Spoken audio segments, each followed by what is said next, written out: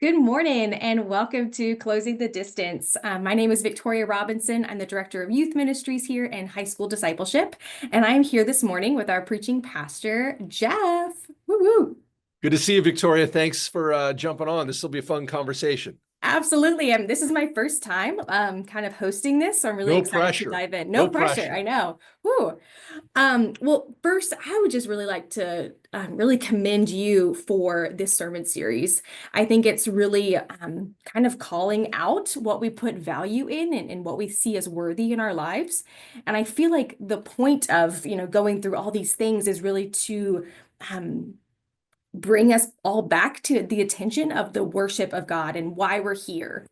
So I'm just really grateful for this sermon series, especially. Well, thank you, Victoria. I appreciate your affirmations, and I think it's been fun for me because it's just good reminders. Uh, oftentimes you're preaching to yourself more than anybody else, and, Hmm. and it's always I think helpful to see myself and see ourselves as worshiping people that Mm. because we don't I think we see ourselves as wives, husbands, parents, students, employers, employees, all these other identities, but then Hmm. to think of myself as a worshiping being, all of a sudden that raises a whole host of other questions uh, Hmm. that I hope is helpful for people to reflect and think about. For sure. And thinking about like just the word idol, like all of these, like food as idol, technology as idol. I'm seeing the word IDOL, and yet today we're talking about IDLE. So I was even getting kind of mixed up in listening to the verses from Second Thessalonians of idleness, because we're really talking about the leisure part, like the leisure word idol, Right. IDLE. And didn't know if you were kind of aware of that, like wordplay that I was Yeah, thinking. yeah. How idleness can become an idol Hmm. is kind of an interesting formulation. Kind of funny how English works. Yeah, it was, I don't know. That was kind of one thing I I was thinking love it. about. Yeah, yeah. Um, If I had more time and more, if I was more creative, I probably would have had a better sermon title on that, playing on that wordplay. I like that so much. What I kind of want to focus on today is the Joseph Piper book, especially, and how you tied that in at the beginning and the end of the sermon as well. And the quote from the book that's kind of just sticking in my mind, at least, is leisure cannot be achieved as a means to an end in a similar way that worship can't be in that way. Will you talk a little bit more about like picking that book and thinking through, leisure as a means to an end and how we can't think that way? Yeah. So Joseph Piper um, was a German scholar, early mid 20th century. He was Roman Catholic, so he was explicitly a person of faith, a great interpreter of the theology of Thomas Aquinas and kind Mm. of updating it, especially when it comes around virtue ethics. And when we say virtue ethics, we're thinking of how do we formulate habits, ways of being in the world that these habits uh, they lead to our flourishing. So Mm. we think of like uh, faith, hope, and love are the theological virtues.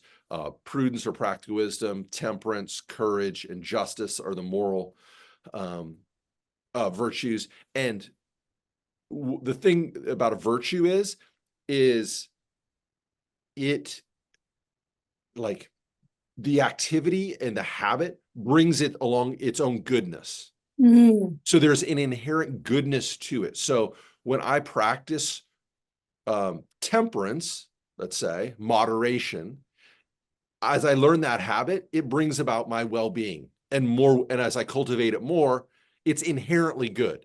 Okay. Hmm. So he brings that idea to leisure. Okay. That leisure Mm. is inherently good. Okay.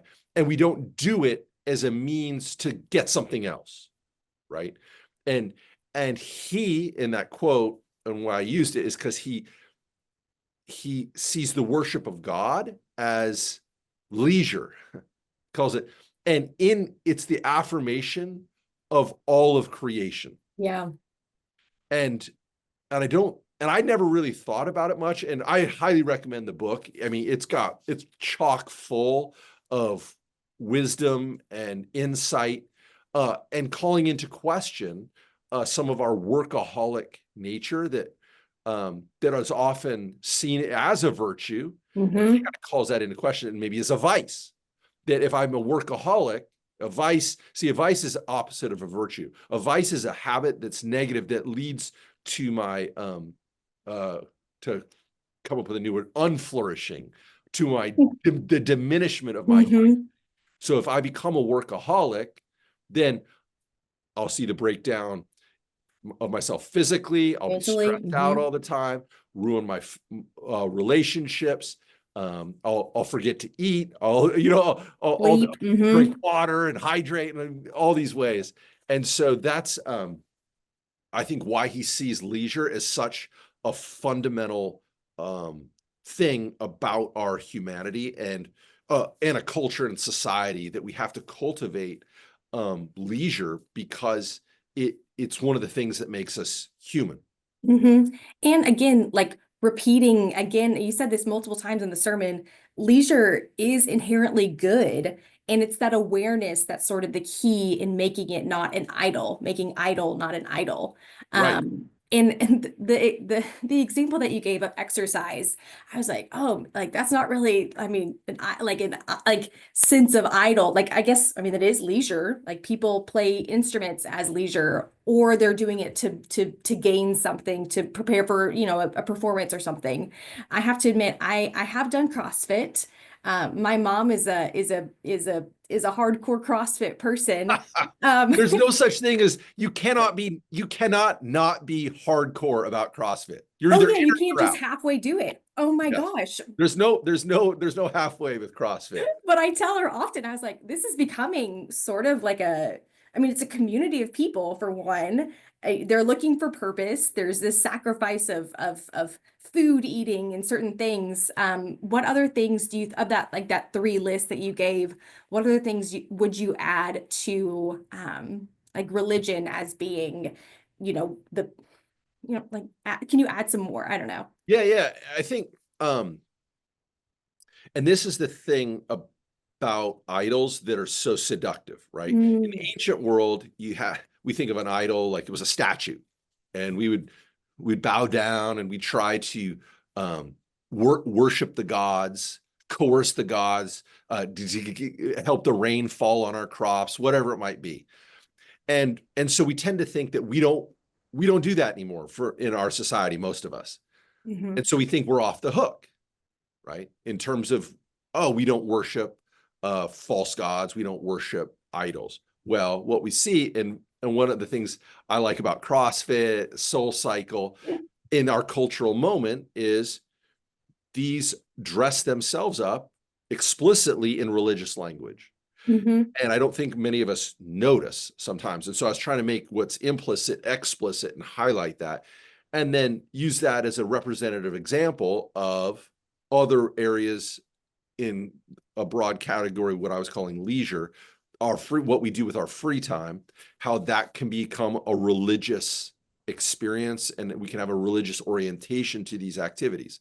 Now, I did try to make it explicit. I don't think CrossFit, Soul Cycle, running, whatever it might mhm, be, is inherently bad.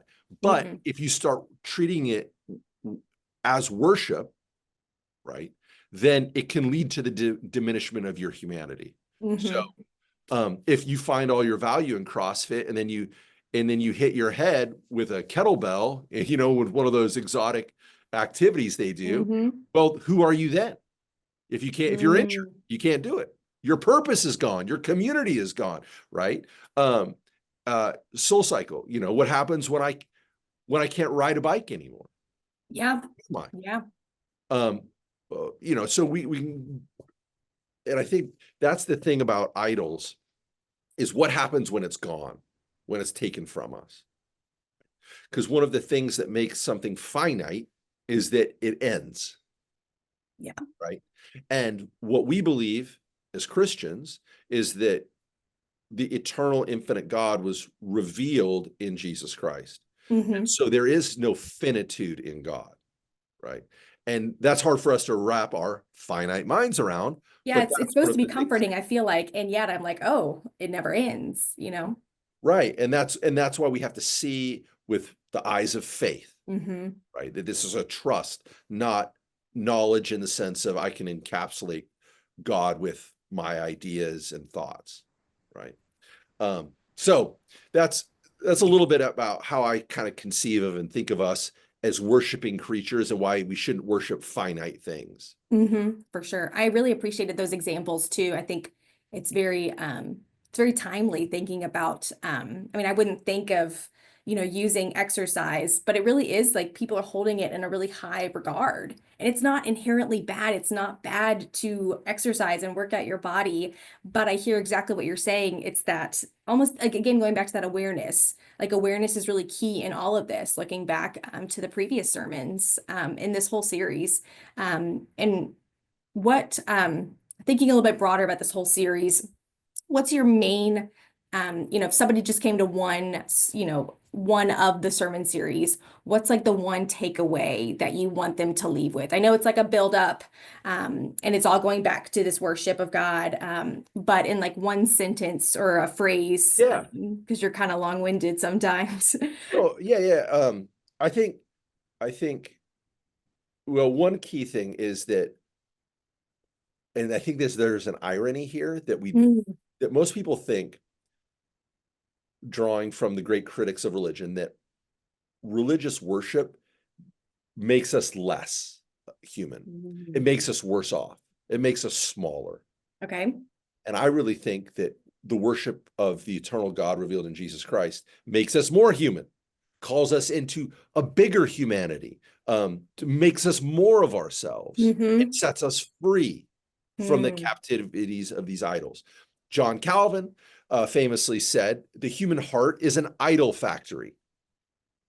Okay. So we're constantly creating idols and worshiping and loving things and worshiping things that are not worthy of our humanity. mm-hmm. And in worshiping God, we are set free from our entrapment to those finite things. So there's, I mean, like Buddhism has a lot of analogs to this idea, right? Of this idea of attachment, that we get Mm-hmm. overly attached to things. Now, I think, well, I think we can learn a lot from meditation and our, you know, uh, practicing Buddhists. I think we can go a little further because we believe there is a God revealed in Jesus Christ, and that God of grace sets us free. So we're not earning anything, but we're simply receiving grace and love, and then that sets us free. Mm-hmm. How important do you think the How is community? that for one sentence? I knew. I was like, he's going to keep going and I'm going to love it. How important do you think it is to do this whilst in community? I mean, fundamentally, I Yeah. think, a Christian is not a Christian alone. Mm, I think, going back from the very beginning, where two or three are gathered in my name, Jesus says, there I am in the midst of them. I think, the first, you look at the first humans, like of Adam and Eve, and their their first sin in many ways was to isolate themselves out hmm. of fear. And I think we need times of solitude, Of course. but I Mhm. think also that solitude is meant to send us back into community. That uh, uh, I think it was Augustine who said, "A Christian is not a Christian alone," right? Mm. That we are the body of Christ. I really see that as sort of like a leading point throughout this sermon series as well. We're not meant to do this alone. And you leading us through these sermon series is really not calling us out in a very negative way. It's just, again, that awareness, that attention. Um, Again, like, yeah, kind of calling out in some way of like, are you even aware that you're doing this in a way that's taking away from the relationship that you could be having with God, with other people as well? So yeah, thanks for Yeah, pointing that out too. and I think when we think about, let's just think about some of the practical implications of worshiping together as community. Well, we get to we get to learn and observe from other people both their their triumphs and their mistakes. Hmm. I like saying, um, I try not to repeat other people's mistakes. I try to learn from them and make new mistakes. Church is right? a good I'm going place to to make learn that. Yeah, mistakes, in that but I just want them community. to be new ones, novel. Oh, okay. Oh, See you that didn't one think of that coming. one. And hopefully in my vulnerability and Mhm. honesty about that, other people can go, oh, I don't have to make the same mistake that he made, right? And we can only do that if we're observing and paying attention and being honest with one another in community. I think each of us brings something unique to the Christian community. That Victoria, your life experience up to this point is very different than mine. And Mhm. if you were to isolate yourself from the community, you would be robbing us of the gift God had given you to give us, right? And I think, and if we see one another as gift givers, that we all have gifts to receive and gifts to give, that helps us treat one another, I think, in a much more healthy, beautiful, relational way in the community. And if we don't And it's have, very, we it's, can't do that.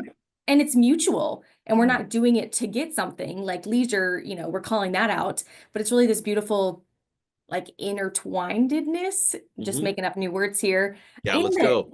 the intergenerationalness, that is RPC is such, I don't even realize it as such a value sometimes. Because how often are you going to get, a child, a teenager, and a grandparent all in the same like row together, experiencing the words that you're thinking through, maybe watching Closing the Distance and feeling seen in those moments as well. So that just, it furthers that community, that inner dwelledness, if you will. Yeah, yeah, yeah. I think that's a really, really great point. Sometimes I think there's so many people here I would never know. I would never meet, I would never reach out to. I just, Hmm. my life wouldn't intersect with them unless it was for the church and the Christian community. And my life is so enriched by those intergenerational relationships. I just love seeing, I don't know if you saw on the food packing on last Saturday that we're doing to send to Guatemala. It was really cool. It's like the image that you said of intergenerational folks, multiple generations of families interacting, and what a gift that is. As someone, you're obviously responsible in youth ministry, working with our youth and Shameless helping plug. them. I think it's really cool to help them see the value in having mentors and people further along in the journey, but also for them to see that they have gifts to give, and they Hmm. need to be telling us, teaching us about TikTok or what the latest bands are or Yes. what life is like, for them, because they have great gifts to give too. And I think we don't want to be the kind of community that overlooks that fact. And I don't see it that, I mean, I definitely agree with what you're saying. And I feel like the students here feel empowered to share because of that beautiful community and combinedness that they've been through their whole life, or they've, only known for a month being here. And I learn so much every single day. I Yes. always talk about like children not being the future, but really being the present. Youth are such a big part of this congregation in a really beautiful way through singing, and so, I mean, I love, when the youth elder is serving me communion, and like, what a beautiful, like, kind of sharing bond we get to do together. And then they in turn share with others. Absolutely, absolutely. And that's why um, it's so important for your role as to helping them feel empowered and valued, and the whole community um, to come around them and encourage them in their life of faith. Mhm. Thanks. I really And that's, appreciate that. I mean, honestly, that's what I mean when we do baptisms. Uh-huh. One of the things I try to do, and I think the other clergy do as well, we say, well, it's we have an elder get up and ask the congregation to make certain commitments about the Hmm. role. And obviously, if it's a baby or a child, make certain commitments of what they're going to do for this child, for this baby over the course of that child's life. Um, and we take that seriously. Hmm. And I hope, and our youth ministry, our children's ministry is making good on that commitment, hopefully. Hmm. I definitely think they are. And I know we kind of got off topic talking about this community, but I think that's the point of this, is that, again, that awareness that I keep saying, but really going back to the value and the worthiness of the work that we're doing, and the lives of the people that we get to see every week. it's not lost on Absolutely. me like how special this job is, also how unique it is in so many ways, but really that what we're doing here matters, and the people that we're pouring into, like their lives are changed because of it. Yes. Awesome. Yeah. And I think to help everyone feel valued Mm-hmm. as as they're like as I said earlier, is they're giving and receiving love, right? And that everyone in a certain sense is a minister that's Mm-hmm. called to serve. And it's not just for the clergy, it's not just for the staff, it's not just for the elders, it's not just for Sunday school teachers, it's everybody. And how is God calling each of us in our own unique way to serve and to love and to care about this community? And we're going to stumble, people will Oh screw yeah. up, but we're going to be honest about that fact and hopefully learn from our mistakes and move forward with the calling that God has on us. Mm-hmm. And then that again, I was trying to like start with the Joseph Piper quote and then end with the Joseph Piper quote like you did. And I wrote it down just because I thought it was so good and so fresh. The celebration of worship of God cannot be done unless done for our own sake. And again, that kind of goes into exactly what we're talking about. In me pouring into the students, I'm not trying to get something out of them I mean, yeah, I want to learn a TikTok dance. I don't know, but I'm really doing it in a way that hopefully I'm being an example for them to then want to do that to others, and not doing this for any other purpose other than their purpose. Yes. And I think that authenticity shines Hmm. through when you're not trying to co-opt somebody or manipulate them, Hmm. but being in a place of mutual exchange, honoring someone's own integrity as an individual, but also calling them out into relationship, I think is a really beautiful model and calling in the ministry God calls us to. Yeah, I'm excited about the kingdom of God that's already on display here at Very RPC. good. Yeah. I am too. Well, thank you so much for closing this distance, with us all today. I hope you have a wonderful rest of your week. I will see you around campus. Thanks, Victoria. I'll see you soon. Take care. Bye.